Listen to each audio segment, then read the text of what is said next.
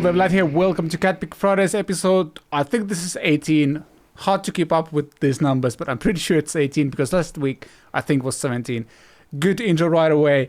We have a bit of different kind of episode this week because, well, first of all, let's back down a little bit. Rich is here again. Hello, Rich. Hi, everybody. You had a fun I'm all right, day. Vlad. Yeah, I had a fun day yesterday. We were supposed to record this yesterday, and then there's a house getting built opposite where I live, where my home office is, and basically they decided to choose the exact time we were going to record yesterday to hammer 100 massive metal pillars into the ground. Yeah. Which meant recording was not really possible. I so absolutely have to we're doing insert it a short today. clip of how it sounded. It was kind of incredible. It was literally Yeah, 10 feel minutes free. before we were supposed to record. Here's how it sounded. Just a short clip. Here you go, Vlad. What an absolute nightmare. But what makes this episode special is that we have a guest, a friend of ours. Damn it, I have no idea how to pronounce your name properly. I know you as Perry, but how do you actually pronounce your name? I want to learn it. Well, you're from Finland. You could probably say it really, really easily. Okay, after me, Vlad. Okay. Say the first name is Peredur. Peredur. Perfect. And then surname is Ap and Gwynedd. Gwynedd. That's it. Peredur Ap Gwynedd. Peredur Ap Gwynedd. Gwynedd. It's like two D's in Welsh, because I'm Welsh. Two D's in Welsh is like a soft TH sound. Gwynedd. So Interesting. Gwynedd. So it's a bit like, like Gwyneth Paltrow. It's like Gwyneth, but with the ending Gwynedd. So in Welsh, Gwyneth is the female name, and Gwynedd is the male name. Yeah. So it's masculine and feminine. So Gwynedd. So yeah. Hello, how you doing, everybody? That's your Welsh lesson for lessons for the day. But people call me Perry. It's a fascinating language to just read because I can read the letters, but it's one of those languages where I have it sounds very fun in Finnish for whatever reason.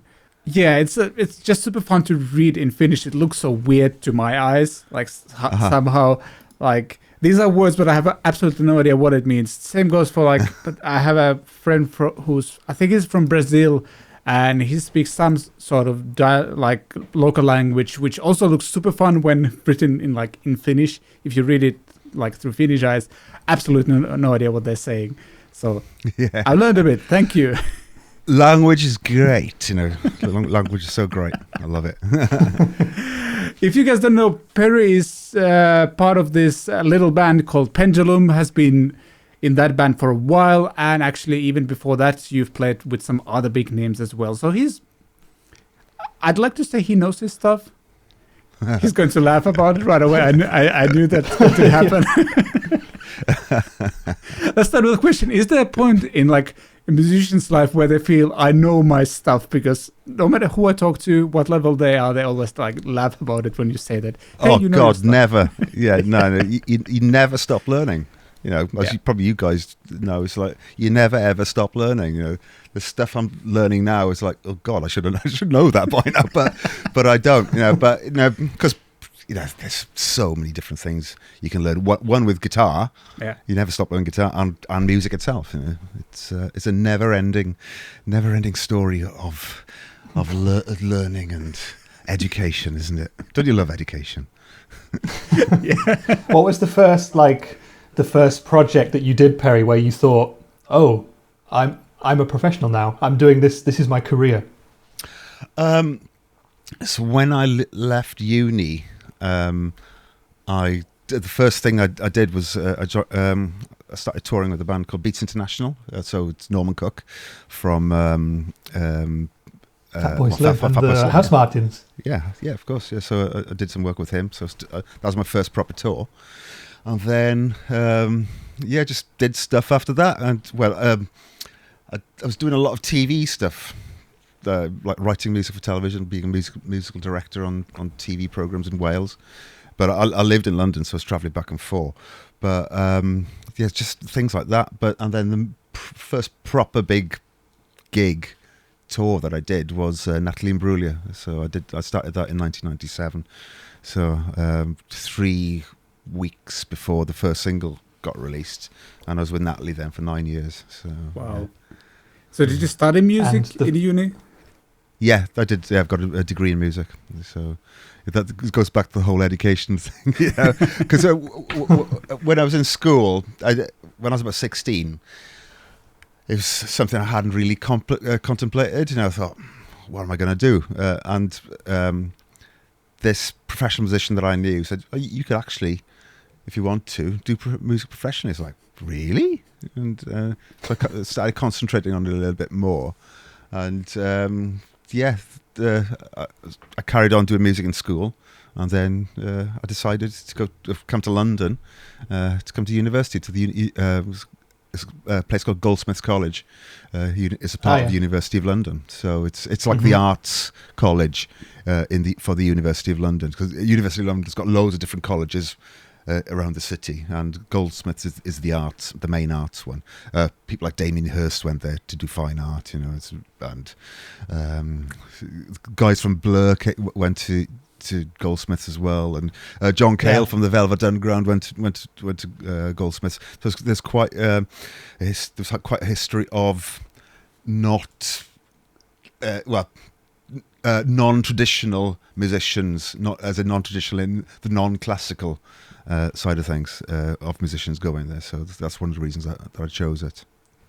Yeah, exactly, like people who break the mold a bit. Maybe a bit like Berkeley in America, because everyone talks about that one as being where all the alternative musicians go, the slightly more arty ones. But when you went there, were you always thinking that you wanted to be a musician in your own right, or were you thinking you were going to be playing for other artists? What was your goal at that point?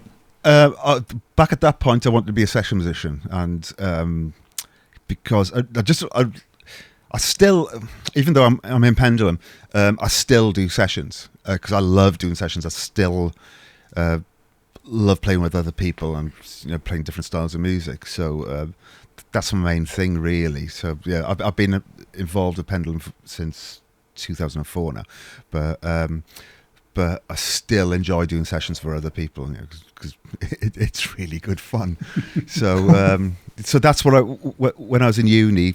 That's what my goal was. So I did various styles. I actually studied jazz guitar, and then that helped me a lot. Then when I did, I played in a funk band and did all sorts of different styles. But rock is my main thing. But I taught myself to do other things as well. So just get a little bit of variety. So, but yeah, as a session musician, I started working in TV. I started working with different bands, touring with different artists, and touring with different bands as well. Yeah, so that's how I did it. So was that Natalie? I'm sorry, I still don't know how to pronounce her last name. Imbruglia. Yeah, this is turning into a language lesson as well. Like her dad's Italian, so it's an Italian name. Natalie Imbruglia. Got it. So you joined her band right after uni? Was that? No, that's a few years after uni. But okay, so I've been working with a friend of mine. It's a drummer called Chuck Sabo. Chuck played with everybody. God, Elton John, Tina Turner. It's the list of Chuck CV is just ridiculous, and he got asked to put a band together by the record company, and so he got myself, my brother, and another guitarist called Chester Kamen. Chester played with Madonna. Chester played with his most recent thing is he plays second guitar in Dave Gilmour's band. He's played guitar in Roger Waters' band. He's played in Roxy Music. Chester is, as a session guitarist, he's up there, So it's myself, Chester, my brother, and Chuck. So Chuck put this band together, and so there weren't any auditions or anything. We just turned up at the first rehearsal with Natalie, and we just got the gig, So it's so that's how that happened. So it's that one. It was probably who you know, not what you know. Although it's no. We wouldn't have been asked if we couldn't play, so sure. But it was that was 9 years then. That was one hell of a laugh. Yeah, it was really good fun. Yeah. Was the first single Torn, or was Yes. the stuff before that? Wow, so Yeah. it went straight from nothing to massive. So the funny thing was, so I joined. The band was put together about 3 weeks before Torn was released. So I got a promo copy of the single, and I put it on my CD player. I listened to it. I went, yeah, it's all right. I might get 3 months' work out of this. Because so 3 months, it was 9 years. Nobody had any idea what was going to happen with that song. It just went ballistic, and all of a sudden everybody wanted us. So that was released in September '97. So from September '97 for 2 years, we were just going round the world. We were circumnavigating the globe many times, because Australia want us, Germany want us, Netherlands want us, America want us, because in the States it got to number one. The song got to number one, and it was at number one for 10 weeks. So we did it was so much promotion involved, as well as touring. We were doing Jay Leno.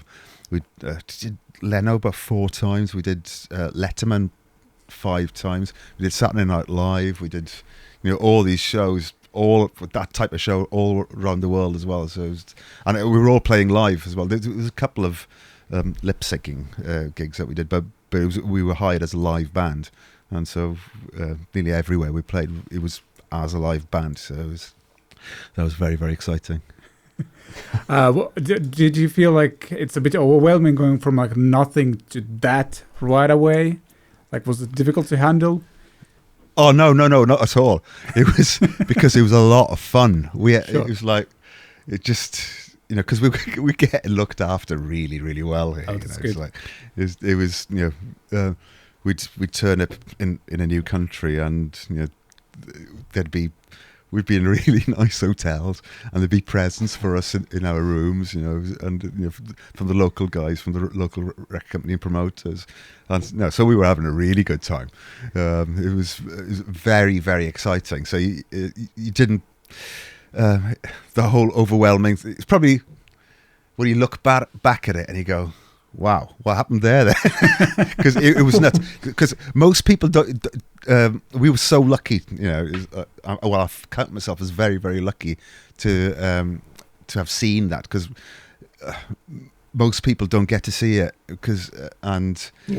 It's such a privilege to do it, because because how lucky you are being on that stage, or being on this aeroplane flying to so-and-so gig. It's it's a privilege. It's like, because as I said, not many people get to see that, and us getting to see that so young is like, it kind of helped us then. Well, helped me, with later gigs. So it was it was one hell of a laugh, and it's and anybody gets a chance to do that, just do it. Honestly, it's nuts. Yeah, I guess the question I hear a lot from people who are not in the industry is like, I would love the opportunity to do, for example, what Perry has done, to get into one of these big bands and to accompany, an international artist on tour. But it's like, how do you get that call? You got that call pretty fresh out of music school. And is it luck? Is it who you know, like you said before, and talent together, a mix of everything? It's both. It's luck and talent, and who you know. The way I went around it was, anybody asked me to do anything, I'd say yes to it. So it doesn't matter what the gig is, say yes. Because at one point I was playing for like 20 different artists. Most of them weren't paid. So just say yes. So so-and-so's got a country and western band. They're looking for a guitarist for one gig. Say yes. Just say yes to everything. And because eventually, if you say yes to everything, then more people will get to know you and get to know who you are. And the more that happens, the more somebody might get asked to do a big gig, and then they'll think of you. The less people that know of you, know about you, and so that that's not going to happen if if not many people know about you personally. So the more people that you play with, the better. And I'd say move to a big city, because you get more chances if you live in a big city. It's hard.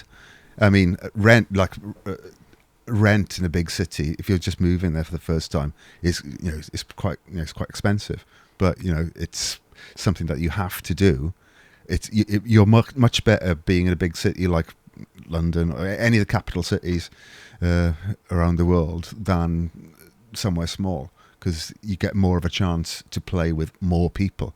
So that's what I did. I moved to London at an early age, and so basically I spent all my adult life in London. If I stayed in Wales, I wouldn't have had the opportunities that I've had, because I wouldn't have met all these different people. So yeah, for me, moving to London and doing as many gigs as humanly possible, and a lot of the time for no money, but that's if you're starting off, that's how you get up the ladder. You walk up the ladder, you get higher and higher and higher, and eventually, if you're more likely to get a gig if you know 50 people in the music industry than if you know 5. So that's it's, of course, there's a lot of luck involved, I'm not saying if that you do that you will get a big gig, but you've got more of a chance to get a big gig if you do that, if you see what I mean. Yeah, makes a lot of sense. I guess the other side is that you obviously need to know your craft and kind of be prepared. Like when the opportunity comes, you're going to say yes, and then you kind of need to deliver. Okay, I'm actually getting a call, but I'll call back. Yeah. Is it the accountant? Don't know. Unknown number. Let me actually check. You guys take it over for a second. Okay. Yeah, we'll just carry on chatting. Yeah, so it's like I've talked to a lot of American musicians as well, who I guess are in a similar position to you. They've toured with big artists, and the number one rule that a lot of American guys also give is don't be a dick. Oh, absolutely. You've got to be a cool person to hang out with on tour, because you've got 23 hours a day when you're not playing the show. Yeah. I mean, if you, that's so right. If you're a bit of a dick, then you'll definitely not get asked back. Yeah. You have to be able to fit in. If the artist says something that you disagree with, you keep your mouth shut. Because if you start arguing with the artist, you won't get asked back. So you've got to know when to be quiet, and if you're an asshole, then you definitely won't get asked back, because nobody likes working with assholes, don't they? So no, exactly. Yes. So if so and so is an asshole, then people go, I don't like him or her. I don't want to work with them anymore. You know what? We'll get somebody else in. That's what will happen, and you see it happening all the time. If somebody starts acting up on a gig or on a tour, because remember, when you're on tour, you're in a tour bus. Sometimes there can be about 16 people in this metal tube, and if one person is a dick, then that or the other 15 people have a miserable time. And people would rather tour with nice people than horrible people. So that's a very, very good point, actually. Don't be a dick. Don't be a dick. Rule number one for the touring musician. Absolutely, yeah. Yeah, but the artists themselves, like the creative talent, the name behind it, can afford to be a bit more of a dick. I'm not saying that any of them are, but they can afford to be, because they're what people are there for. Have you ever had a situation with you? You said you've kept your mouth shut in the past, but have you ever had a situation where you were working for a dick and you were like, this is tricky? You don't need to name names, by the way. No, I've actually been quite lucky, but it's because when you're in a situation like that, it's only the artist's opinion that counts. The artist could ask you for an opinion, but if that artist wants you to do this or that, you do it.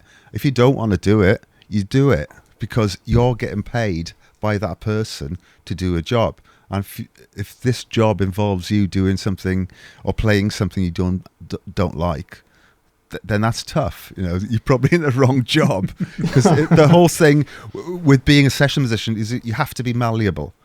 You have to, for example, if you might be playing a song that you don't like, and then the artist might ask you to play a part that you don't like. It's like, who cares? You play that part like that the artist wants you to play, because that is your job. You know, it's actually that simple. And but because you're a hired hand at the end of the day. You know, you're a hired gun.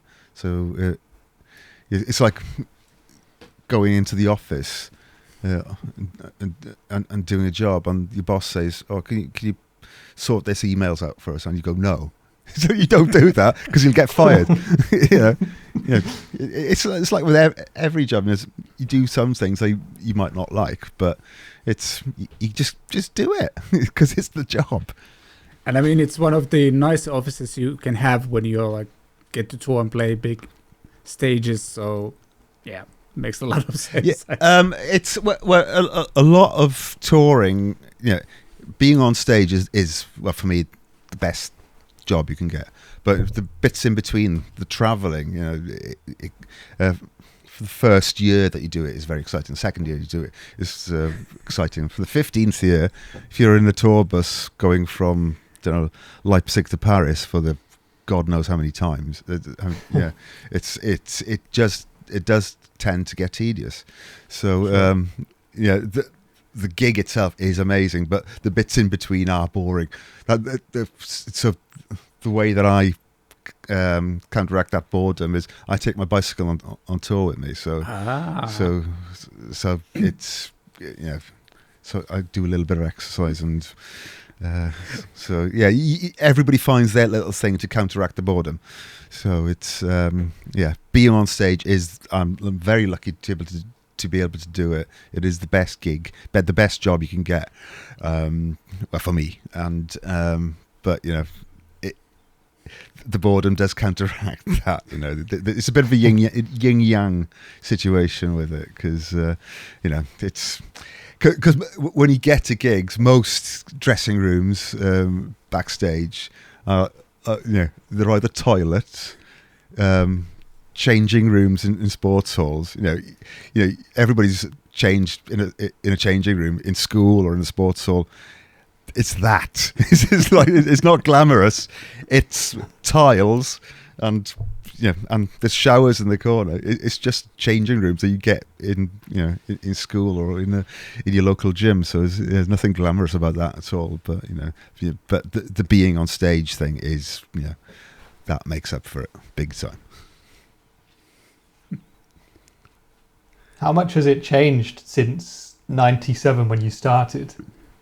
I mean, until Corona happened, obviously. Oh, yeah. I actually can't remember the last time I did a gig. It hasn't changed that much. It's still sitting in a tour bus, or apart from being on stage, it's still sitting in a tour bus. You're still queuing up in an airport, or it hasn't changed that much at all. It's I couldn't say before '97 because I wasn't doing it before then, but I think pre-90s, excuse me, pre-AIDS and stuff like that. Apparently, it was a lot more exciting. So, but yeah, I never experienced any of that. But it hasn't changed that much, to tell you the truth. So you've been part of Pendulum. Did you say at least involved from 2004, right? Yeah, I started. I was playing with. I was doing sessions with a producer called DJ Fresh, and he had a drum and bass act called Digital Nation, and I'd been doing stuff with him from 1999 onwards, and so basically. He was doing quite heavy drum and bass, heavy dark drum and bass, and I was putting electric guitar, like heavy metal guitars on top of it. And so then he had a label, and he signed this Australian band and called Pendulum, and they moved from Australia to London, and they started writing their first album, and they needed some guitar on it, and DJ Fresh said, "Oh, my mate Perry will do it." It's another one of those things of my mate this, my mate that. It's just contacts, because I started playing with Dan through another friend, through a drummer friend of mine. So it's just these weird connections that can follow. Well, from the first professional gig that I did. Sorry, I can follow the timeline from that first gig up to Pendulum. So if I hadn't done that first gig for nothing, I wouldn't be in Pendulum. So you can follow the timeline. So So he said DJ Fresh. He's his own. He's a solo artist now, and he's had a few number ones himself. And so Dan, DJ Fresh, introduced me to the guys, and I played on the first album. Then a couple of years later, they decided we wanted to do it live. So we did first gig in London. We only played 2 songs. And then after that gig, a few months later, decided, okay, let's do this properly. Let's go on tour. So I kind of joined full time in 2006 or 2007. I can't really remember, but and then the rest is history. Okay, so the part I didn't know was that you already had experience like integrating guitar into that kind of music. Then it's not like it wasn't like going from Natalia's music to this like right away, anything like that. Yeah, well, I'm a metalhead. When I grew up, I just metal was the main thing that I liked. I was a big Gary Moore, Randy Rhoads, Yngwie, Steve Vai, Van Halen. I was listening to that music, kind of all day basically. So even though I did do other things, but that was my main thing. So metal for me came quite easy. So and I think I was the first person to put heavy guitar on a drum and bass track. So that was back in '99. So it kind of developed and blossomed from there, really. So yeah, the whole rock aspect with the drum and bass was quite a natural move for me. Yeah, I think like some people don't hear it because they hear Pendulum as a drum and bass band, but actually some of the guitar stuff that you're doing on that is full on hard rock and metal, isn't it? Oh yeah, it's only hard rock and metal. But because we as a band are very, very lucky that we've crossed over from with different audiences. So when I first joined the band, we were basically playing drum and bass to drum and bass audiences, and then we got asked to do Download Festival, which is the main metal festival in the UK, and we got asked to play that in 2008, I think it was, and we said yeah, and it just went down the storm. Then we found out that the metal audience loved it as well as the drum and bass audience and the electronic music audience, and then we started playing pop festivals. Any type of festival that would have us, we would play, and people would absolutely love it. Because it's good festival music. It's quite energetic, and people love to jump up and down to it. So yeah, but it was that first Download Festival that we did, and that's when we realised it was like, oh wow! Funny enough, we went on after Ace Frehley. We played on the second stage, and I saw Ace Frehley walking down the stairs when I was backstage. I was like, "Oh my god, it's Ace Frehley!" God, that's quite a pleasant shock.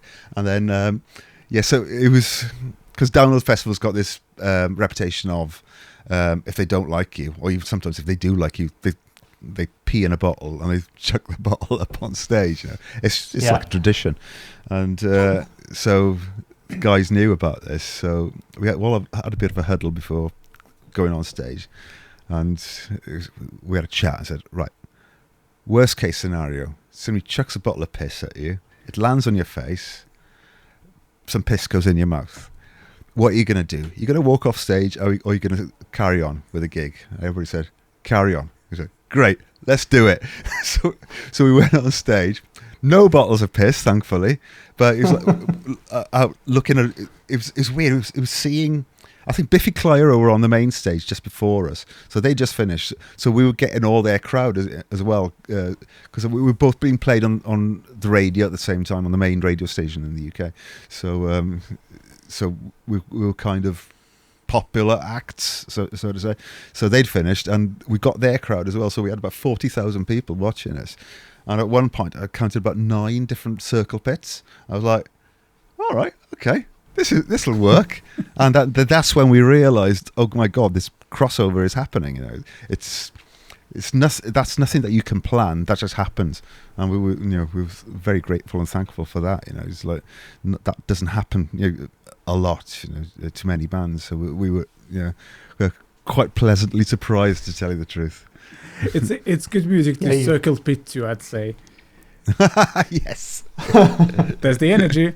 That's all you need, I think. Yeah, but it is like it's so totally different to what you would expect from Download that it's actually amazing that you didn't get the piss bottles. Like I used to do Reading Festival as a punter when I was a kid. Like I think my first one was 2000 or 2001 when I was 15 or 16 or something. And I remember there was Good Charlotte were just getting big, very famous pop punk band, and they got the piss bottle treatment. Yeah. And there was also, that was the year that Eminem headlined it, so he was pretty much the first hip-hop rap guy to headline Reading, I think. And there was this girl band, a duo called Daphne and Celeste. I was there, I saw that. Eminem fan. There you go. I was right down the front for them because I think someone like, I don't know, some indie band that I like the Blue Tones or something was coming up afterwards or whatever. And Daphne and Celeste came on and they did about 3 songs and it rained with bottles of piss and bags of more solid stuff. And they were so great how they handled it. But after 3 or 4 they were songs, brilliant. They had to go. You know, I was there watching it and going, oh my God, I'm glad I'm not on that stage. But I was there watching it going, they handled it perfectly. They were like, it was amazing, It's like the same attitude that we had. If the piss lands in your face, goes in your mouth, you've got to carry on. Of course you are, because you're professionals. That's what happens. It doesn't matter what happens on stage. You stay on stage. You're getting paid to do half an hour, 45 minutes, whatever. And you just stay on stage because that somebody in the audience will like it, and it was. Yeah, that was pretty horrible for them. I remember that quite a lot. But it's just staying on stage, because people will admire you more if you do stay on. Like you just said, everybody. They got a lot of respect, I think, for dealing with it so well. Absolutely. Yeah, Vlad, if you type it into YouTube, Vlad, Daphne and Celeste Reading Festival, and just watch the this raining bottles filled with urine as people. I think everyone enjoyed it too, but. Yeah. Well, they had really, really catchy tunes. They played a lot on the radio. They were very they were another one of those poppy, punky type of things. A little bit left field, but they were thought of as a pop act. Reading Festival's totally changed now. You will have Dua Lipa headlining. Back then it was more of a rock festival, but now you'd have a pop band headlining in Reading Festival. It's not as much a rock festival as it used to be. Well, it used to be a heavy metal festival back in the 70s and the 80s. But it was like jazz and then metal, and now a bit jazz and blues. Right? It was the Reading Jazz and Blues Festival. We were jazz and blues beginning in the 70s, then heavy metal kind of in the mid 70s, and then I think it changed to more indie around the mid 80s. It's seen itself grow over the years. Yeah. How many times have you played Reading and Leeds? 3 times. Just with Pendulum. Because I used to go there anyway as a punter. Because it's really close to London. And I still love the bands. And I used to go camp there for the weekend. It was a lot of fun. It's because we saw some great gigs there over the years. It was just a lot of fun. I remember watching Underworld there back in was it in the late 90s, and Rage Against the Machine were really good. That was 2000. That would have been my first one. I think like Run DMC played that year as well, and that was like, for me as like an indie sort of rock kid, it totally sort of broadens your horizons as a music fan. Yeah, and then later on in the 2000s, Metallica played and Iron Maiden played, so he went back kind of to his metal roots for a little bit. So it's so it was great seeing those bands there. But going back to Prodigy played there, sort of kind of goes back to the whole download thing. Prodigy kind of set the way for us, really, because they headlined Download Festival a couple of years before we did it, and so because they're a very heavy band, it's totally electronic, but a very heavy band, and the fact that they did it sort of meant that we could do it as well, so it's the whole crossover thing. So we kind of went down the same kind of route as Prodigy did. Yeah, and I mean, Prodigy was one of those bands. Like, I grew up like with all of my friends were into metal pretty much, and I was too. And Prodigy was like the first band we listened to that wasn't like metal in the traditional sense. But I have to agree, there's something similar to that. And what I wanted to ask is, like, the first album you put out with Pendulum, I think that went pretty big right away, because you said 2004, 5, 6. I actually like talked to my wife, hey, I'm going to have a chat with Perry this week, and she was like, oh yeah, Pendulum was a big thing like for both of us when we were 15 years young, of working on summer jobs at like graveyards, and you have a lot of time to listen to radio, and Pendulum was so big in like the Finnish kind of youth radio, if you will. Like, you guys were on like daily, a couple of times during the workday at least. Yeah, Finland's always been a big market for us. Yeah, the gigs and festivals that we do there are always crazy. Because that first album, it was called Hold Your Colour, and that was more of a. It was more, I wouldn't say traditional drum and bass, but more drum and bass as you would imagine it. Yeah, and then because I did that, then I forgot about it. Then about a year down the line after it was released, I didn't even get a copy. A friend of mine said, oh, that album that you played on with that band Pendulum? I said, yeah. It sold 400,000 copies. I was like, what? Really? My God. And it's just one of those things, it just went, it was a totally underground record, that first album. Some of the big radio stations played a couple of songs here and there, but it was an underground movement that, and some rock fans got involved back then, but it was mainly an electronic music thing. It's God, that was 17 years ago now. Jesus, my God, getting old. Yeah. And with Pendulum, you're a full-time member, and you're also there involved in the creative process, right? So songwriting is a thing that you also do. It's Rob, the singer, does most of the songwriting, but I am involved sometimes. But it's a recording aspect thing that I'm mainly involved in. So it's and it's not always electric as well. The latest tunes that we're releasing. There's a lot of acoustic-y stuff on it, like 12-string, and I've just bought a bouzouki, so I'm hoping I'm going to get some bouzouki on it. I've got this dobro on it already. I've got a lovely 1931 dobro, so you've got 1931 dobro on some of the tracks. So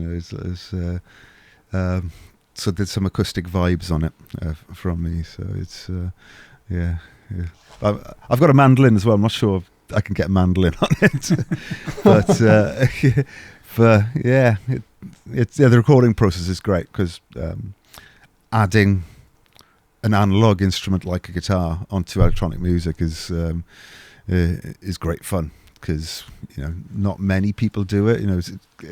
Electronic music, it's out of its infancy now, but that whole bringing guitar and other instruments in it, sometimes it works, sometimes it doesn't, and luckily with us it does work. So it's the way that you place the guitar into music like that is the importance. It's a lot to do with EQ, because you're battling with the bass. So with electronic music, there's a lot of bass and sub bass in it. So all that gets cut out on the guitar sound, but it doesn't sound like it because you still got that whacking sub bass in the bottom. So it sounds like proper chunky guitars, but the way that it's mixed in is that Rob, the singer, the main guy from Pendulum, he's a bit of a genius when it comes to that. How do you record your guitars? Are you always in the studio with the guys, or are you working remotely? I also been before Corona. Even before Corona, we did some remote stuff because at the end of record, we were mixing songs like the second album was called In Silico, and it was bang in the middle of mixing, and then there's a couple of new tracks that needed guitar on. So Rob would be mixing in his studio while I'd be recording the guitars for it. So on a guitar, for a guitar part for a certain song, he'd be mixing it and said, like, I need guitars on this section. I want you to do this, that. So I'll be at home in my studio recording the guitar, and then this is because he lived quite close to me, so I just burn it onto a CD or a DVD and just pop it. We lived about 2 minutes away from each other back then, so I'd just give him a CD and then go back home, do some more. He'd take the WAV files, put them into his project session in the studio. So there was a lot of remote stuff back, about 13 years ago when we were recording that. But all this stuff I've been doing in the studio. So we had kind of a bubble because we did a live stream thing as well last year. So because we were in a bit of a bubble, so as well as doing that, I'd be recording stuff in the studio. So yeah, but because the studio we've got now is proper state of the art stuff. It's an amazing place to work in. It's an amazing space. So it's really cool working there because Rob's got all these. Well, I don't know exactly. He's got so many channels of API, and he's got some very, very cool mics and very, very cool preamps. It's great to work there because he's such a good engineer. Well, he's a producer and is such a good engineer. The sounds that he get, the acoustic sounds that we got, I was very pleased with. I think on one of the tracks we had like 5 different microphones on the acoustic, and it just sounded amazing. He's a bit of a wizard like that. So that's kind of a question that I actually wanted to ask. Like, if we talk about the gear, like obviously, like I think it's obvious that your gear choices are very different for Pendulum and then Natalie and whatever else you've been doing. But like, what are you using for Pendulum's stuff? Because I know live you use Helix and then some other amps and stuff like that. But for example, when you go to the studio with Pendulum, what do you use? At the minute, it's just the Helix because it's easier. Sure. Because it's we might bring in some amplifiers, but it's just so easy. I can dial up a tone here, and then just the Helix is like that big, and it goes into a backpack, and I just take it to the studio and DI straight into the desk. So that's how we've been doing this stuff. But technology's changed since the Natalie Imbruglia days. Natalie Imbruglia, I was running pedals, individual stomp boxes, into an orange amp, and then in 2001 I started using Kettner amps. So I had a duo tone, and but the way technology's changed over the last, just during the Pendulum time. So with Pendulum, I'd run into Kettner tri-amp, and I was using a TC Electronic G system, which is amazing. And then I have stomp boxes in the effects loops of that, so running directly into a tri-amp. But then the signal will be split, and it'll go into what was called a Muse receptor. So a Muse receptor was a rack mount PC, more or less. I think it ran on Linux, but it could run things like Amplitube and what's the native instruments one? The guitar rig. So it could run that natively. So my signal was split one into the amp, so 100 watt amp with two 4x12s, and the other signal then was it's ridiculous, and the other signal would go into the receptor. So we were all on in-ears, so I'd have the amplifier bang in the middle, mono, and then the receptor, so the Amplitube or guitar rig, would be stereo. So mono, it's kind of a wet, dry, wet thing, but it was so the Amplitube would be left and right. So it was this massive sound. So you can imagine more synthetic Amplitube sounds on either side with this very, very heavy 100 watt amplifier bang in the middle, with some amazing distortion sounds. But that rig weighed so much. Yeah, I was just about to say. It was about 500 kilos in total with all the bit, because I had Wow.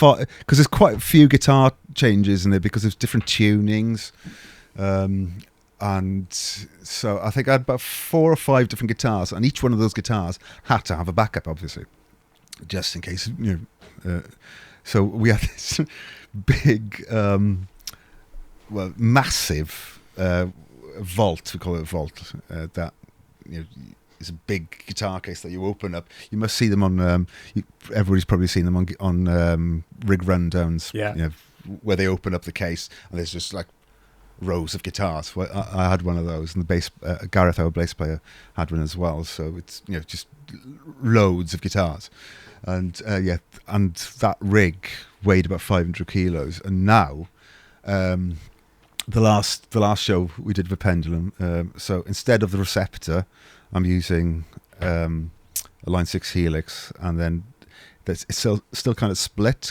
It goes into a Hughes and Kettner Grandmeister, but that weighs 8 kilos itself. It's just nothing. So I still use the same thing in practice. It's the same as the old rig, but it's a lot smaller. And this rig weighs. I use a Digitech drop as well, so with all the different tunings, and for the tuning up, I use something called a capo. I stick a capo on the guitar, so instead of getting a guitar, so my main tuning is E flat, okay, so E flat standard. So I had guitars in E flat. I had one in a drop tuning, and half the gig was done on an E flat standard, half the gig was done on a D standard, and then a few songs were done in E standard. So that's why I had so many guitars. But now I use a Digitech drop, so I'm still an E flat standard, and when I want to go down to a D, I just put a semitone down on the Digitech drop, and I want to play in E, I just use a capo. It's easy. So now I just take two guitars on stage with me, and I've got one of those Scott Dixon cases, and we can do fly gigs now. We couldn't beforehand. Now everything fits in the hold, everything's light enough. So that's how technology's changed since the Pendulum second album, which was released in 2009, until now. So 12 years ago, my rig's gone from 500 kilos to about 30 kilos. That's the difference. That's technology. I mean, that's awesome. That saves you guys money, and also it's way more environmental friendly. So big win absolutely, yeah, for everyone. And I'm definitely going to use this clip for There's a whole debate, especially like I play at churches, and like especially in US, church musicians have this thing like, oh, if you're using a capo, you're cheating. It means that you don't know your chord inversion and stuff like that. So I'm going to use this clip as a proof. Like, okay, if Perry can use it on Pendulum, I'm more than happy to use the capo, like no matter what you say. So Yeah. good. Yeah. Playing with the capos is a no-brainer. You know, Sure. it's like, for example, you're playing a song in F major, right?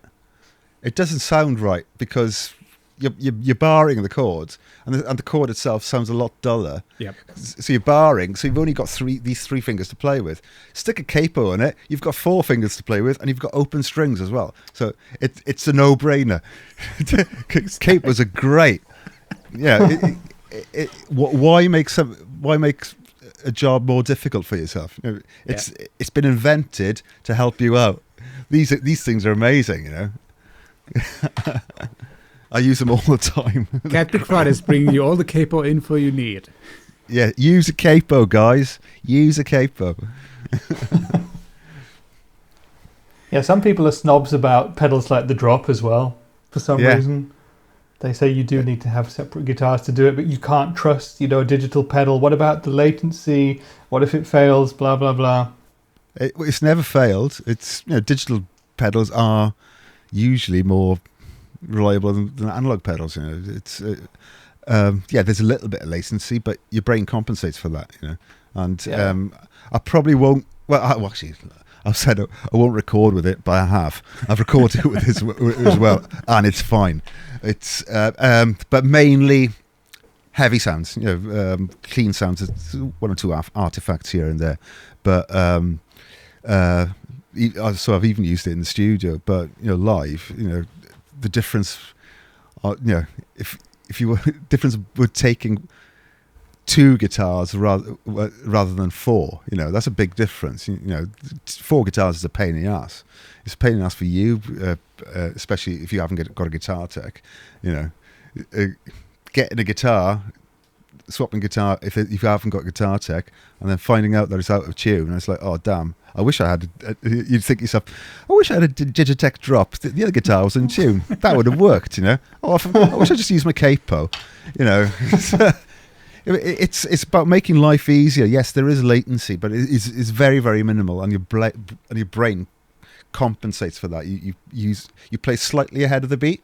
Well, that's what I do anyway. When that pedal's engaged, but latency is like something like 30. Well, not even if it is 30 milliseconds, so you can't really notice it when you're playing. But because your brain compensates for that fact. Yeah, it's actually surprising. Don't be snobs. Sorry? Don't be snobs, people. Yeah, Don't be snobs, people. Exactly. It's actually Make life easier for yourselves. Make life a lot easier for yourselves. Yeah. Here. Yeah, like it's actually kind of crazy how much your brain can compensate. Like sometimes I demo some budget-friendly product, and like you try recording with it, and like there's a lot of latency. But it's surprising like how much your brain can kind of take before it actually becomes an issue. So yeah.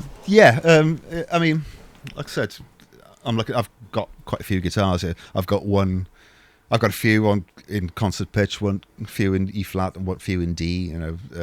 So at home I will just swap guitars, and but live, it's like it's nobody's gonna go. You were playing a digital drop on that song, weren't you? I could hear artifacts. They're not going to hear artifacts when it's coming through. Well, if they're standing next to the amp, they wouldn't hear the bloody artifacts. It's when stuff comes through the PA, you're not going to notice it at all. People are going to go, it's like, oh, you're not using a dumble. Yeah, honestly, to tell you the truth, you will be in a big gig in a big arena. If John Mayer used a dumble, or if he used a Marshall JCM 2000, you wouldn't be able to tell the difference. With a PA in a room that big, it's or even a JC 120. Because rooms that big, you just can't tell the difference. It's what you hear. He's probably hearing it in that type of situation. What he is on stage is important, but for the person out in the audience, in a PA with a PA system that big, you won't be able to tell the difference really. So so if it works on stage for you, just well, why not? Just use it. It's there to help you. These things. How loud is it on stage with Pendulum? Like, how loud do you run your rig? Very quiet. Yeah. Because it's more or less a quiet stage. Excuse me. I have a 2x12 on stage just to get feedback. So if I want some feedback, I just move closer towards the amp because everything is DI'd. So the Houston Kettner's DI'd into and the Helix is DI'd as well. So the the Grandmeister's got a red box output, and that goes directly to the desks. So everything is DI'd. So on stage, it's pretty quiet. The drums, we've been using more electronic pads. Well, I wouldn't say recently because we haven't done anything recently because of COVID. But there's so on stage there'll be a lot of electronic pads. So you hit an electronic pad, you can't hear it. So it's mainly noise coming out front of house. You hear that coming back because that's pretty loud. But on stage, it's pretty quiet because we're all on in-ears. And apart from acoustic kick, acoustic snare, maybe sometimes a couple of toms or stuff. Gareth, the bass player, has got an Ampeg 8x10 sometimes, but he's DI'd as well. So it's so he uses the Ampeg just to get a little bit more grunt on stage. But that's not running loud at all. So so it's a relatively quiet stage, which helps the front of house engineer so much. It's very, very important. Because there's nothing worse than a guitar screaming down the singer's microphone. That's hell for front of house engineers. So we thought, so just make it easier. It'll sound better if we're quiet on stage. It'll sound better front of house than when we're quiet on stage. Because you can see we get there's quite a lot of bottom end front of house, so we get that back anyway. Get back on stage, and we get to mix. The mix is the same every night in our in-ears because of digital desks and so on. And we spent quite a while getting that mix right. So once that mix right, it sounds brilliant. It's like you're in audiophile heaven. Because the way we've set everything up, it's so it sounds better for us in the in-ears, and it sounds way better for us for the audience front of house as well. Yeah, I was going to say the other thing about DIing as well for you as a guitar player, Perry, is that you're not messing around with microphones or anything like that. So your sound is also 100% consistent from night to night as well. Yeah, we did use microphones, but the problem was mainly a problem with the sub bass coming from the PA, so that thing vibrates the stage. Yeah. So a microphone stand, we had microphone stands. It would move away from the amplifier. Just boom, boom. So we clamped it onto the speaker itself, but we found out it is way easier to DI it because it fits better in the mix. If you're doing electronic music, the less air that you have between your guitar and the way it's being recorded or the way it's being mixed or whatever, the better we found. So it goes in, and it's because everything else electronic is DI'd as well. And when if you're using a DI'd guitar compared to a mic'd up guitar, it somehow fits in the mix a lot better and it's easier to mix. So so you're using a lot less of the microphone's characteristics. So you don't have to deal with any of that, apart from when it's modelled. we found that it just works better that way. You know, I've got a lovely selection of microphones, you know, but but we find that DI is better. If I'm not doing electronic music, then mic'd up all the way. But but with Pendulum, we DI. Okay. Talking about if you were your own artist, if you were releasing records on your own or putting a band together, what would it sound like?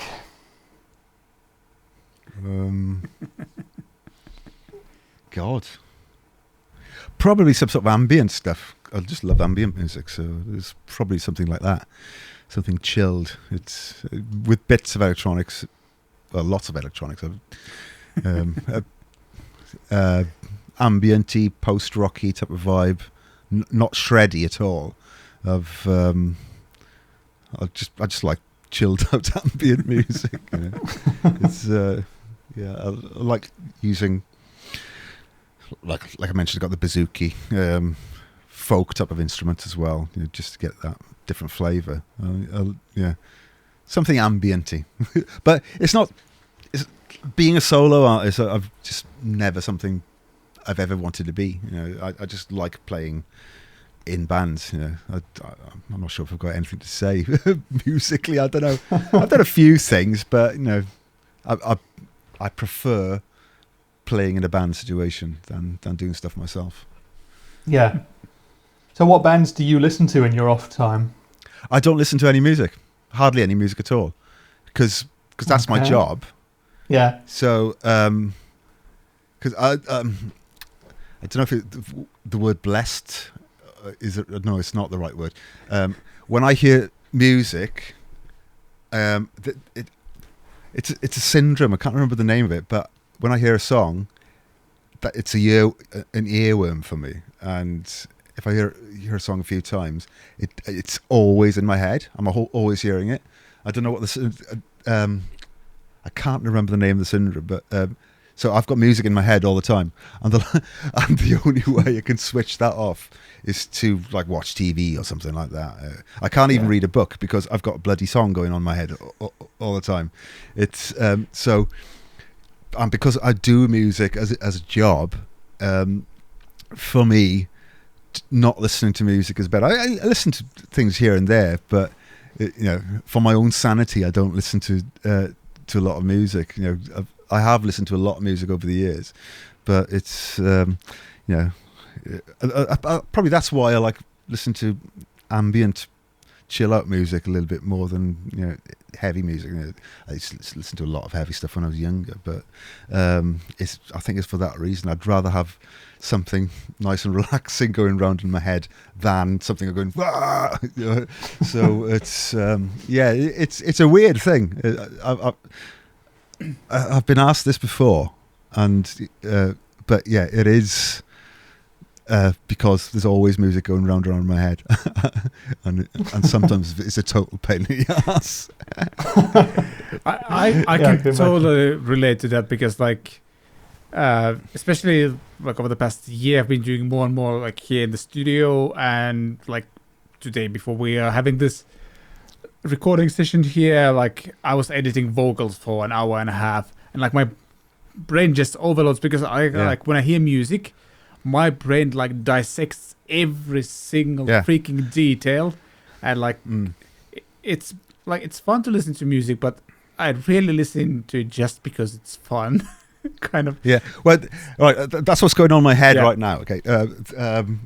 About half an hour ago, we were talking about capos and the song that we were playing, that we play in E standard, and I suddenly thought of that song, and it's been in my head since then, going round and round and round in my head since I just spoke about it. That's how my brain works. So it's like it's like, oh fucking hell. It's that's how bad it gets in my brain. So it's like, and it's been playing constantly for about half an hour since I just thought about the song. It's my brain is strange. Yeah, I'm not at that level yet, at least, but I'm afraid that's where like it's going. Anytime I go for a walk or we take a long drive, I just listen to podcasts because it's completely different to music. Yeah. I do exactly the same. Mostly I listen to podcasts now. But even with some of the even the theme tunes from the podcast, sometimes that'll be going round and round in my head constantly as well. But I became a dad 3.5 years ago, and so the worst thing about this thing that I've got is playing nursery rhymes to my son. So you'll have a nursery rhyme going round in your head. There was one song, it just went round and round in my head for 3 days solid. It just wouldn't leave my head. So sometimes I can't even sleep because I've got the song going round in my head. It's sometimes very, very debilitating. So when you've got a nursery rhyme going ding a ding a ding a ding, and you can't get it out, But a podcast does help because it does take your brain away from whatever part your brain works for retaining music and memory and stuff like that. So it can be a pain sometimes. Yeah, and it's something that I'm noticing with my daughter as well. Like I've been recording vocals. I think I recorded vocals for an EP I'm like partially producing, and she heard me in the other room sing that thing for like 30 minutes or so. And when I came back, she knew all the lyrics to the song. She could sing the whole damn song in rhythm, and she's not even 3. So cool, man. I need to learn to deal with this condition, like how I would deal with it, so I can teach her that and save her from the pain. I mean, the one thing with this thing that I've got is I can learn a song really, really quickly, and I can hear melodies, guitar parts, and copy it straight off. That's cool. It's got something to do with that.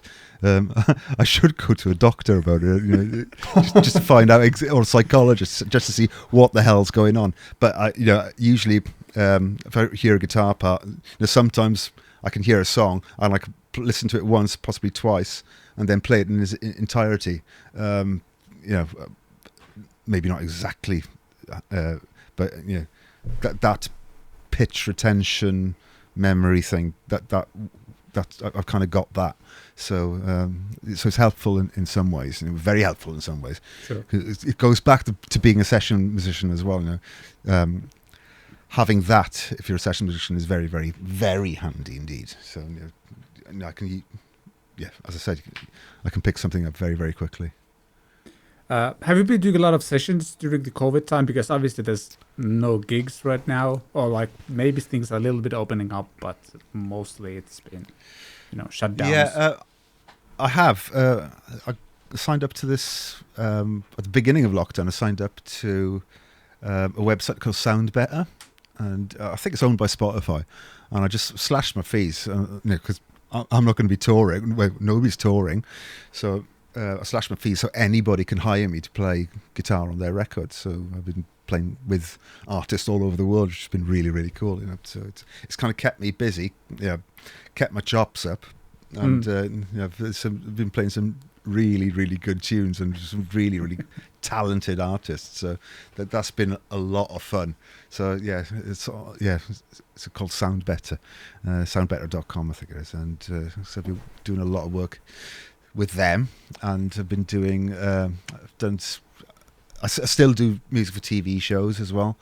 Like one thing that I do is me and another producer friend of mine who lives in LA, we do music for like for singing competitions on TV. We've been doing that on and off for like 15 years or so. So it's so we do the backing tracks for that. So we listen to it because it's what happens when I'm not on tour. So, I mean, you've got to do something to keep yourself busy, right? But it's really cool, right? It's like so, and it's very, very good for production skills. You listen to the song, and then you probably need to do it in a different key, and then the arrangement will be different because they cut the songs down really, really, really short for those types of programs, and we then make it sound as close to the original as possible. So we go into forensic detail, to make these songs sound original, and like the original. Sorry, and so that's what I do when I'm not on tour. So it's so it's TV work like that, doing TV theme tunes. It's a lot of fun, and that's quite gratifying as well. Yeah. I guess that kind of work didn't really stop after Corona. You could carry on doing that kind of stuff, right? It kind of slowed down a bit because a lot of the TV industry was affected in the same way as possible. With when you got shows like that, entertainment shows, you couldn't get a load of people into a room together. It's changed a little bit now, but a lot of productions actually just stopped back in March last year because of it. So yeah, it did affect it. I think it's just starting up again now, because some programs did carry on, but the production costs they're usually doubled when you bring the whole COVID thing in, because different TV shows, they'd have to hire a hotel and have everybody, like the presenters, the crew, everybody in a quarantine in a hotel for like 2 months. So just stuff like that, and everybody gets tested all the time. It's like it kind of doubles the production cost of the TV show. So so instead of doing that, they found cheaper ways of making TV programs, and or showed repeats. So, but it's getting back there now, which is quite nice. And what about Pendulum? When do you... Well, there's already gigs starting to happen, like in America things are happening, in Australia and New Zealand I think people are playing again, but when do you imagine you guys will be back out on the road doing stuff? As a live band, I'm not sure. We were supposed to be doing... we did a thing, the live stream thing that I mentioned earlier, back in September, October. We did a thing live from a place called Spitbank Fort, which is a fort bang in the middle of the sea. If you know where Portsmouth is in the south of England,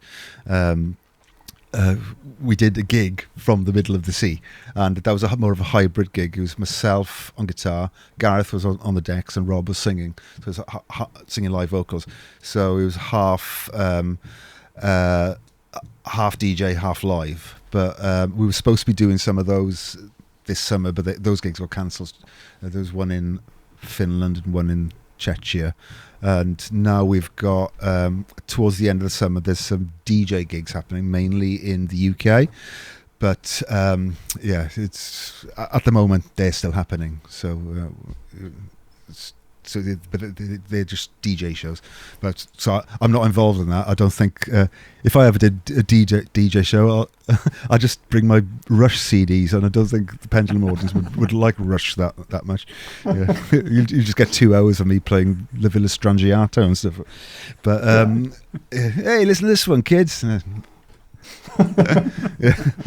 but it's but as far as live shows, we're not sure yet, obviously, because to have a gig in a theatre or even in an arena, everybody needs to be vaccinated, basically. I'm lucky I'm fully vaccinated now, but if you're here in the UK, there's quite a lot of people vaccinated here, but it's still, I don't think hardly anybody under 30s is vaccinated at all yet. It's until everybody's vaccinated, then then it's going to be safe. And I suppose we'll have for touring to happen again. I think festivals should be okay. If there's a test event, doing a test event. Next week, I think it is. So there's a test event next week with it's a scaled down download festival. It's 10,000 people capacity audience. So everybody's kind of looking at that to see how successful that is and see if it can work. So so everybody's waiting with bated breath, really. but nearly all the Pendulum shows, the DJ shows are outdoor towards the end of the summer, and more people will be vaccinated by then. So just touch wood really, and keep my fingers crossed, because it would be really, really, really nice to do a gig again. I really miss being on stage. So I didn't. When you're doing it, whatever type of gig that you do, you don't think about it. And when that stops, you think, shit, because that's part of, when you're a musician, that's part of your life, so being on stage is part of you, isn't it? It's part of yourself, part of your psyche, and when that's taken away, it's like missing one big part of your life. So I'm really, really looking forward to doing a gig again. Yeah, you also mentioned very briefly about an hour ago that you cycle a lot between gigs, and that's obviously your second career. Vlad, I don't know if you're familiar with this, but I wanted to ask about this as well. Okay, yeah. So Perry, your second job is what would you call it? Cycling commentator. I mean, you're a cyclist in your own right, a passionate cyclist, but you commentate for, is it S4C, the Welsh channel, on the big races, the Giro, the Tour de France, etc. Yeah. How has that been? I mean, those races are going to happen. It's going to be in June, isn't it, the Tour this year? It starts in a couple of weeks. Yeah, I started, because I'm a big cycling fan. So about 8 years ago, a friend of mine who works in a production company in Wales asked me if I'd be interested in commentating on cycling in Welsh, and I'd never done any commentary at all. I'd been on TV a few times and talking, but I'd never done any sports commentary, and so I said, "Yeah, of course," because I love cycling, and they put a pitch together. They got the gig and said, right, we're starting July. What are you doing? I said, well, actually, I'm on tour. So I was flitting between commentating on the Tour de France while being on tour. It was quite mental. So I'm a sports commentator. I'm a cycling commentator, and I have been for 8 years. So so we mainly do the Giro, which is the Tour of Italy, Giro d'Italia, and we do the Tour de France, which everybody knows. So the Giro is like the Italian version of the Tour. And so we go to, last year everything was pushed back towards the end of the year. But this year we've just finished the Giro now. And then in a couple of weeks' time we start on the Tour de France. So it's, because usually we're out there, working out there, but obviously because of COVID restrictions, we can't be out there, but so we do it remotely from a studio in Wales. Right, that would have been the question, because I always liked your Instagram pictures, the selfies from the finish lines and stuff like that. So my main thing is just going to the finish line, doing the horns, sticking my tongue up and doing a selfie in front of the finishing line. But sadly didn't get to do that this year. Might get to do it this year. We don't know yet. It's all, if Geraint Thomas, the Welsh guy, does well, we might go out there. But at the minute, it's all going to be in Wales. So remote cycle commentary from Wales. This started 8 years ago. So if you'd have asked me 8.5 years ago, or told me 8.5 years ago that I'd be a cycling commentator, I would have laughed in your face. Just like.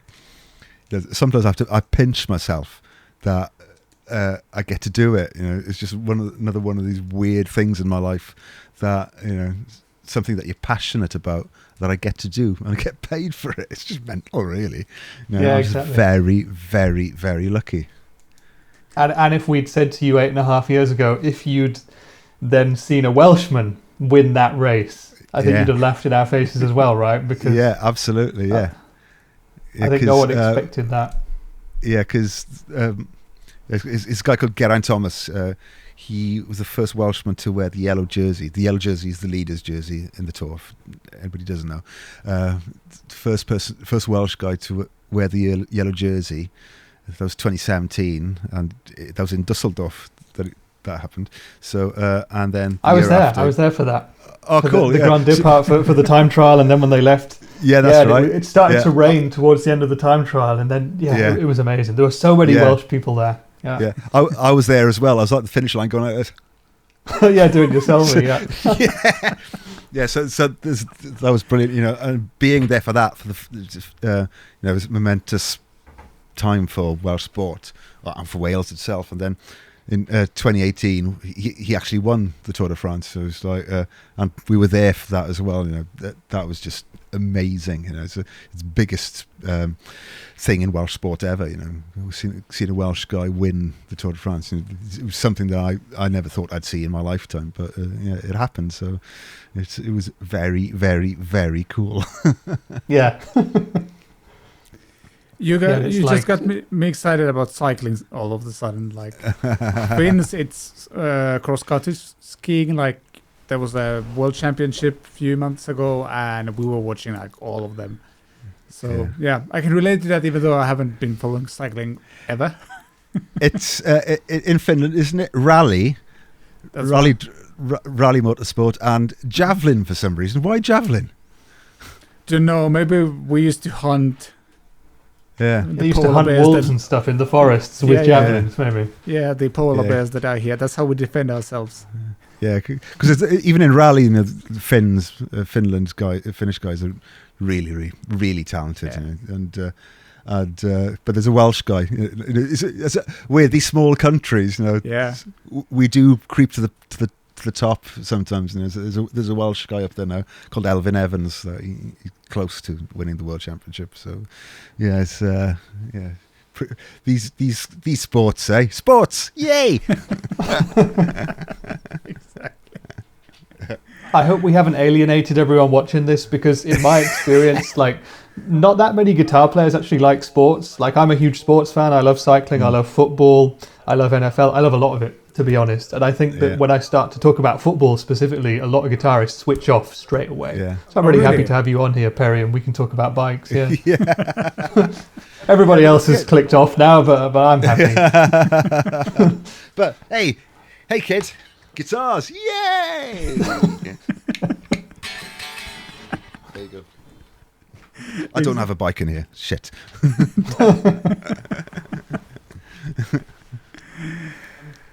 All my other questions relate to cycling, and I think they're not that relevant to our audience, unfortunately.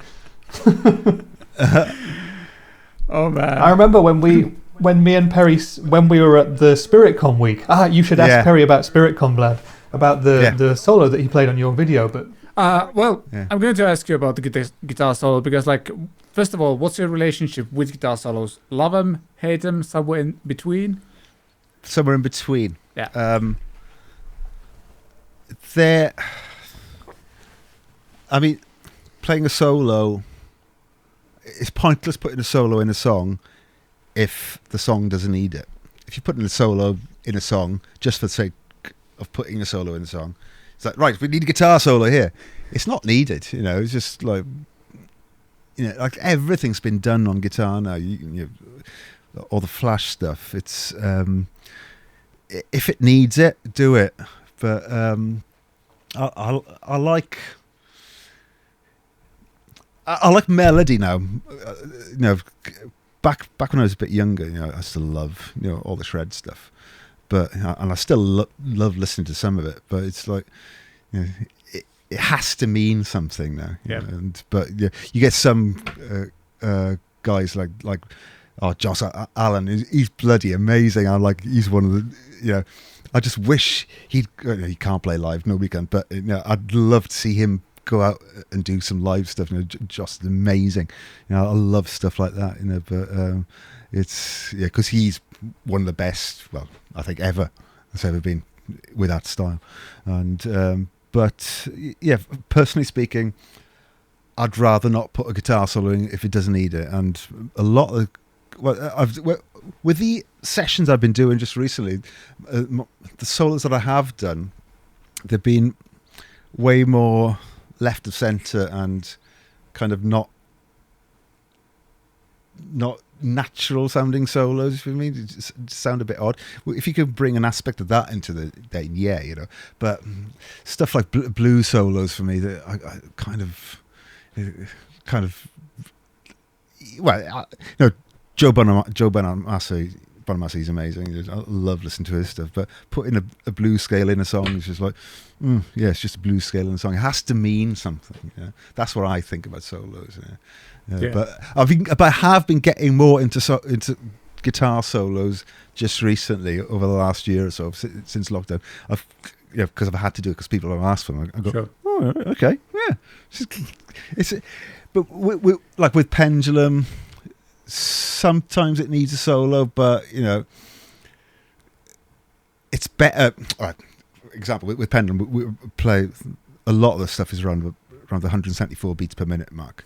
If I did a shred solo, something fast over 175, sometimes it works, but if I because the drums and everything else is going so quickly, if you add another element of playing fast onto a backing track that's already fast, it just kind of turns into a mess. So with Pendulum, long notes sound better, and melodies. So because it's less of a clutter than you could if you've got a very, very busy soundstage and it's got a lot of that. If you're putting that into it, it does tend to sound too busy, and it's just using your ears to know what sounds right and what sounds wrong. So it's if you could, I like solos that you can sing. Yeah, that's very, very important. If you can sing a solo, go blah blah. Sorry, I can't sing.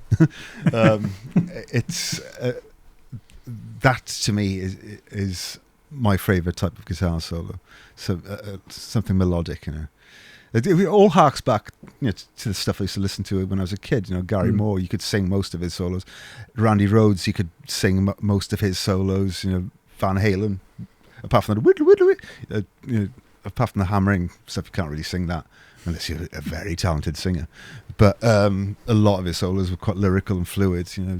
It's I suppose that's why guitarists like that are where they are, because they knew how to construct a guitar solo within a song. That's the really important thing. Constructing a guitar solo within a song. It's and when that works, then it's perfect.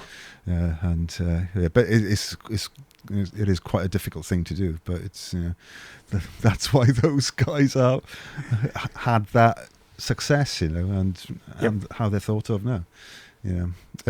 But then again, I do like shredding. so I've just contradicted exactly. I do like shredding. It's it's if it fits in the song, perfect. If it doesn't fit in the song, But I mean, there's so many different levels of shredding as well. In the sense, I'm as you, I approach I love the solos where I can almost sing to them, and I sing as well. And I actually I've noticed that I usually think of the melody in my head first, because my music theory knowledge is okay, but I can do all these scales and all this kind of how it relates to the chord when I sing, and when I translate that onto guitar, that's, I feel those are the best solos I've ever done, and everything else is nah. Yeah, because with me, because this is my job, playing guitar is my job. If I went in, let's use Natalie, Imbruglia as an example. If I went in and did a guitar solo in one of her songs and just went, I'd get fired.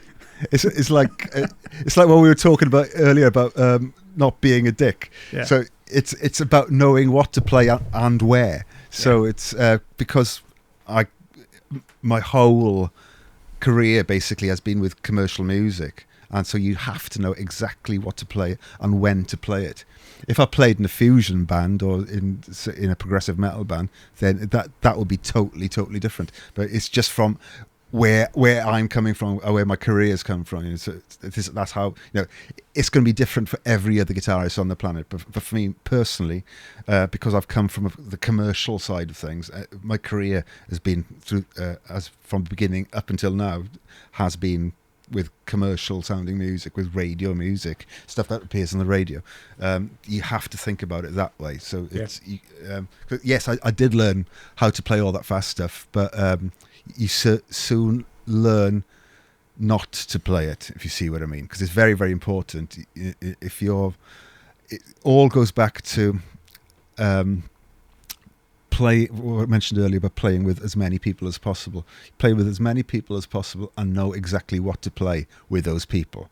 Because if you're doing a country and western or a blues gig or a jazz gig, you have to be malleable and even with maybe different with blues gigs or something. But if you're playing stuff with contemporary artists, you usually don't get asked to play a solo, right? Because the big joke, right, is because this has been my career now for about 25 odd years. So I make most of my money, right, playing between there and there. This bit.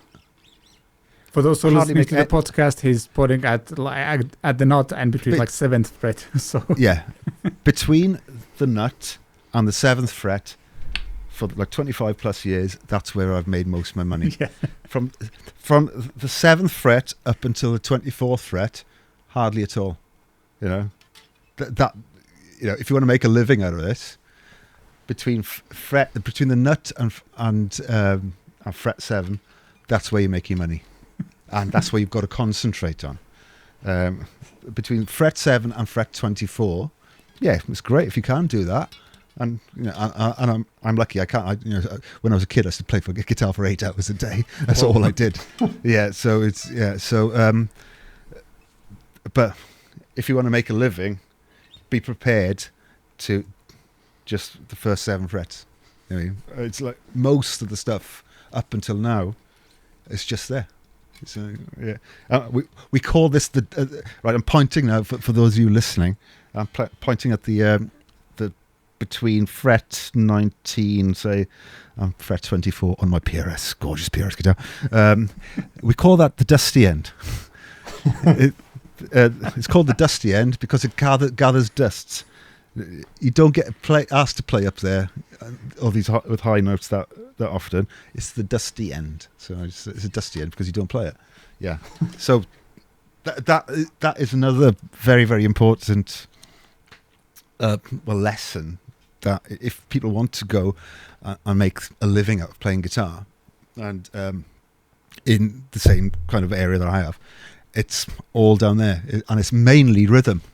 Yep. It's getting your timing right is more important with how fast you can play your notes, because you'll have to be play.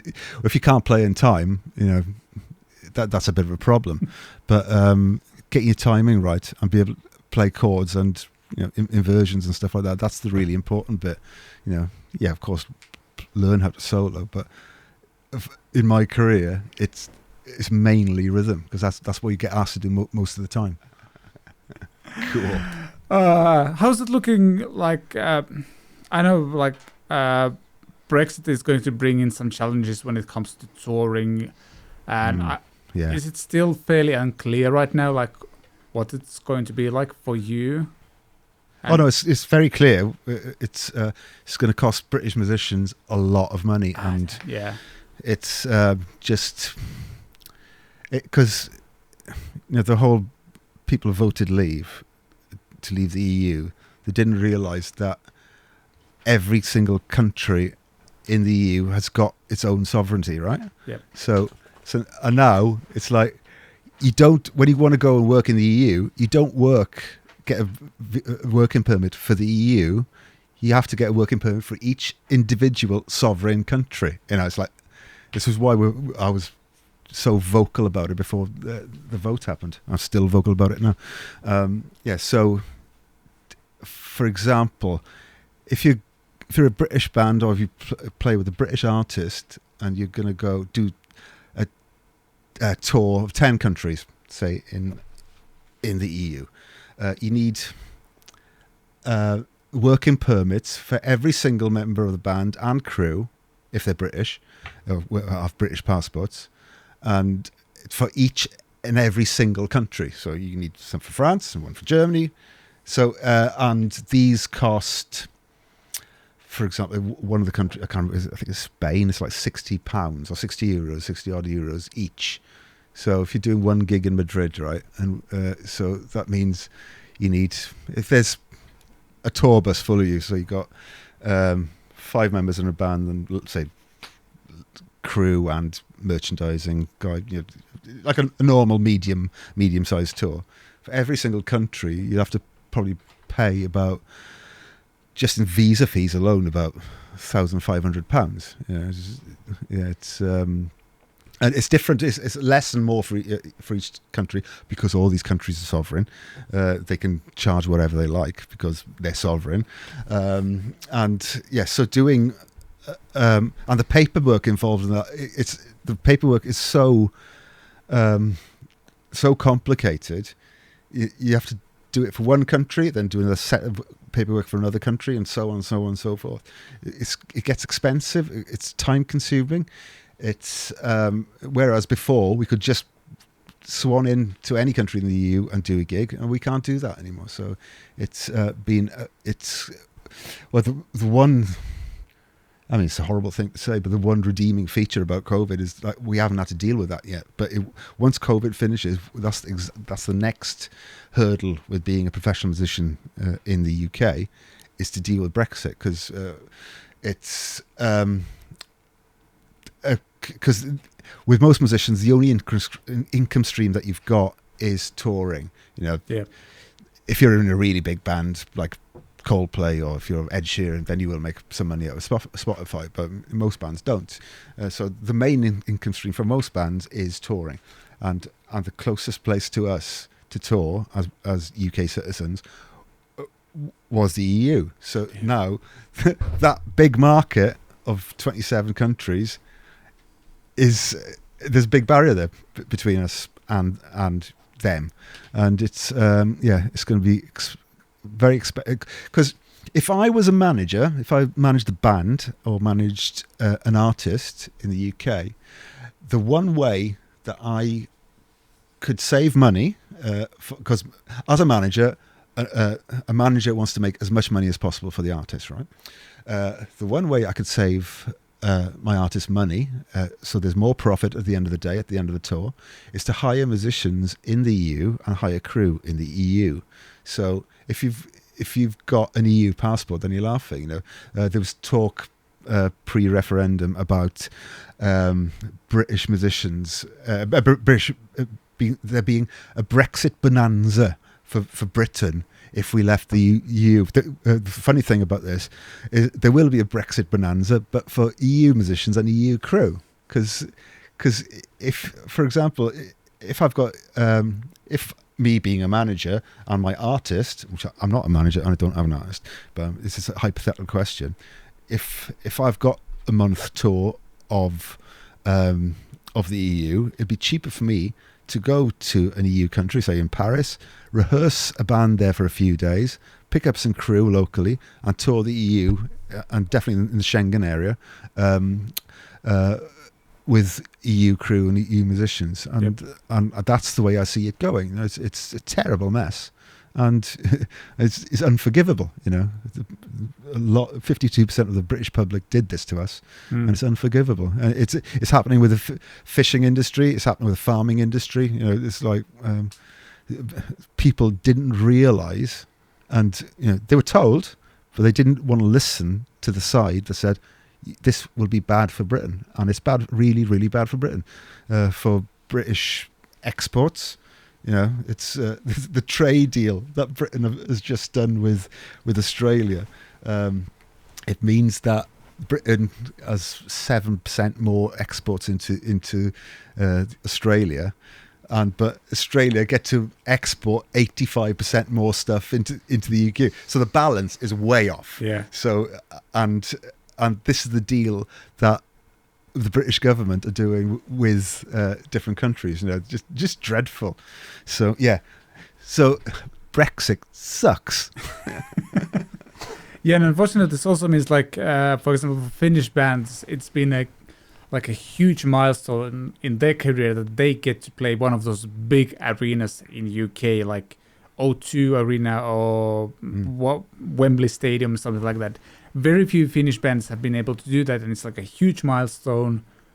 I think that's going to go away as well, because it's not... Yeah, because it goes back the other way as well, because it's the same for EU musicians coming into the UK, but it's because I think the EU musicians, it's easy for EU musicians to find another way to do that.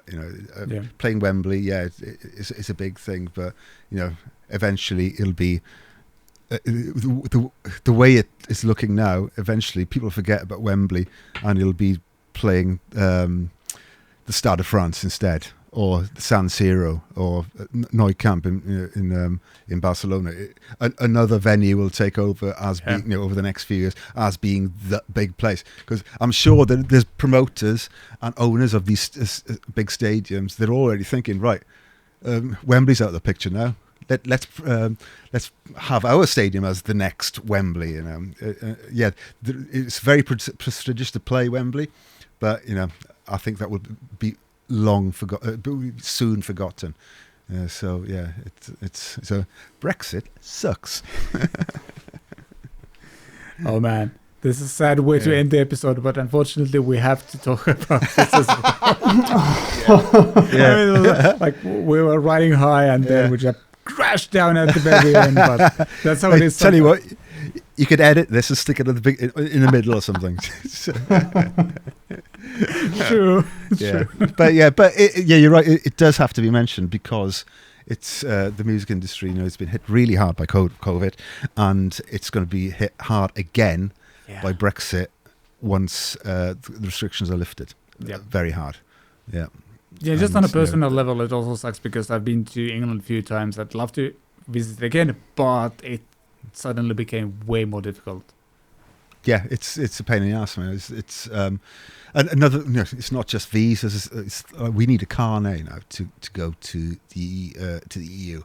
So a carnet is a customs form that you have to list all your equipment on. So if you've got a truck, so if you're a medium-sized band, you've got a truck full of equipment, musical gear, lights, PA. That's so you have to pay a deposit of 30% of the cost of all the equipment as a deposit. So it's just a customs thing. So that means you don't sell it in another country that you haven't got a trade deal with for profit. So that all that stuff goes in, all that stuff comes out again. So you got so imagine there's £100,000 worth of gear in your truck. So you have to pay 30,000 just as a deposit, just to take that for one show. If you're doing one show, you have to pay a deposit 30,000 if you got 100 grand worth of equipment in your truck. And I mean, people say, "Oh yeah, you get that 30 grand back." Yeah, but you have to pay another deposit the next time you go, etc., etc., etc. So you have to have this 30% in somebody's bank account as a deposit for the whole time that you want to tour. Which if you're a touring band, that's all you do. So you're basically paying 30 grand that you might never ever see again. If you want to carry on touring. And and there's so many other things like that just makes it very, very restricted now for us as British, as UK passport holders to tour in the EU. Yeah, that was a bit down as well, wasn't it? Hey, happy days. Happy days. Yeah, there's a chance I'll edit this in the middle somewhere, so there's we'll end up on a more positive note. But I think it's one of those things that's important to talk about because I feel like in Finland, for example, we've kind of forgotten the Brexit thing already because we're moving on. It's summertime, Absolutely. Things are opening up, and it's only until people will be able to travel, they'll probably realize that, oh, damn it. Yeah, it sucks, but what can you do? Yeah. The people here sadly voted for it, so until there's for anything to change, a lot of these people are going to have to feel tremendous poverty. Yeah, because the fishermen, it's already happened to the fishermen. People are losing their houses and businesses. Very soon, it's going to happen to the farmers, and they're going to go, because the fishermen, they voted as a whole. Most of them voted to leave the EU. Whoa. And their main market was the EU, so they basically cut off their own hands. It's or cut off their own nose to spite their face. So they voted for this, and a lot of farmers voted for this as well. So it's until they start going, hang on a minute, this sucks, then there's no way out of it. Yeah. Oh, it's so depressing. Yeah. Hey, one of you actually, Vlad, will you adopt me? Sure, you can here's my drum kit. I think you can stay there's a bit of room on the floor. Cool. I can actually, I might be able to clean up the closet for you. So you're welcome. Rich, I'm assuming you don't have an EU passport. You've still got a British passport. No, I do. I was lucky enough that I'm married into German society. I've been here over 8 years. I have 2 passports now, so I have a British passport and a German passport. So okay, you can. I'm quite lucky. Oh, you can adopt me as well. All right, sure. Hey, yeah. There's a 50% chance one of you will adopt me. Maybe people can say in the comments who they'd rather Perry was adopted by, and we can we can get that going. Maybe Rich and in the comments. Yeah, we can do a shared custody thing, bi-monthly or something. Shared custody. Yeah. Who will adopt? Well, the last in SpiritCon, I asked Henning to adopt me as well. So he said yes. So there's a 33% chance I can get adopted by somebody with an EU passport. One of you two or Henning. With Henning, I could actually imagine it happening, and he's got so much space where he lives. You could just live in his studio. That would be amazing. I would be adopted by Henning. Yeah. Do you think I'd have to wear his clothes? Yes. That's the caveat. That's all right. That's all right. Yeah. I will do that for an EU passport. Oh man! And on that note, thank you so much, Perry, for taking the time. This was a lot of fun and a little bit of sadness as well. Yeah. All the ups and downs, and thanks for taking the time. And as always, all the links to Perry's stuff in the description. We've got a record coming out on the 17th of June. We've got an EP called Elemental coming out, nice. Pendulum that is, Nice. on June 17th, available in all good record stores and streaming platforms. That's what it's called, isn't it? Yeah. I think so. Yeah. Something like that. We are releasing actual hard copy vinyl stuff. Oh, that's picture cool. disease stuff as well. Cool. So that's going to be a collector's item. So, Nice. I like that. But thanks for taking the time, and links to all of the stuff we mentioned here in the description. I think it was last week when we did we actually included the 4th show thing you guys did into a weekend watch recommendation we do weekly. So, cool. Yeah, cool. And we told, hey, we need to get Perry on the show, and then I was like, I probably just need to message him and not just say that, hey, we're going to invite him. So, this worked out great. Cool. Nice one, guys. It's been pleasure coming up on the show. It's been brilliant. Yeah. As always, likes, share, subscribe, YouTube things, and same goes for podcast platforms. If you like what we do and want to help us get bumped by the mighty algorithms of all the platforms, leave a review, all kinds of things. And thank you for watching. Have a great weekend. Or if you're watching this some other time, then Friday, have a great whatever day you're having. Something like that. Happy summer as well. Where it is summer already. So, thanks for watching. We shall see you next time. Bye, podcast. Damn it, I forgot that.